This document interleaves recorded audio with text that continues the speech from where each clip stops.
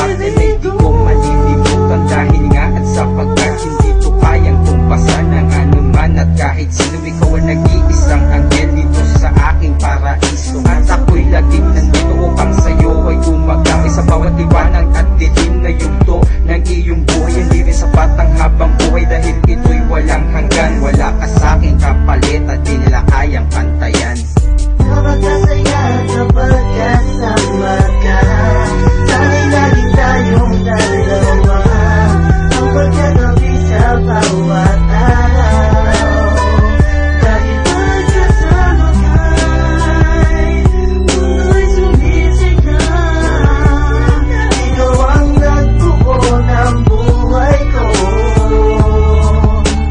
Alay na sa'yo. Ako'y nagtatanong at oras-oras iniisip na kung bakit ikaw ang laging nasa aking panaginip. Sa kalangitan ko sinisilip, binubulong aking hiling na di na sana magkalayo. Ako't ikaw ang magkapiling. At kung darating ang hirap ay handa kitang samahan. Dahil ako at ikaw ang pinagtagpo ng kapalan. Ikaw ang aking prinsesa at ako ang iyong lingkod. Di ka iiwang mag-isa, pangakong nasa iyong likod.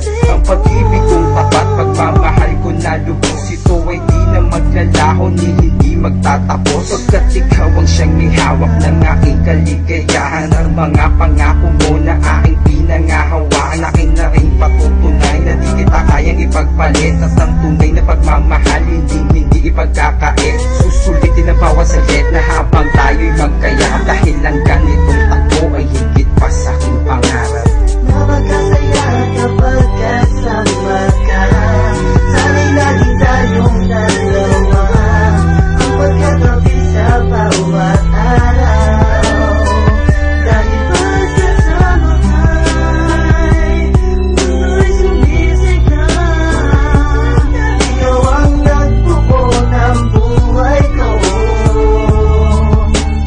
Alay na Araw sa gabi, ikaw ang nais tumasdan at labis ang aking tuwa sa pinubuhos ang ulan. Dahil ang kalakip nito ay di bubupas na sumpaan na panahon man ang lumipas ay hindi malilimutan. At ika'y palilimutan ng pag-ibig kong wagas habang iyong naririnig. Tibok ng pusong kay lakas, maging ang taas ng pagrespeto ko ay laging nariyan. Handog ang yakap ko't halik at tanging para sa'yo yan. Ang aking buhay na ito ay sa'yo lamang sasabay, mula sa unang paghinga at hanggang sa pagkamatay. At ito ang awit na pawang magsisilbing patunay ang lahat ng saloobin at nadarama kong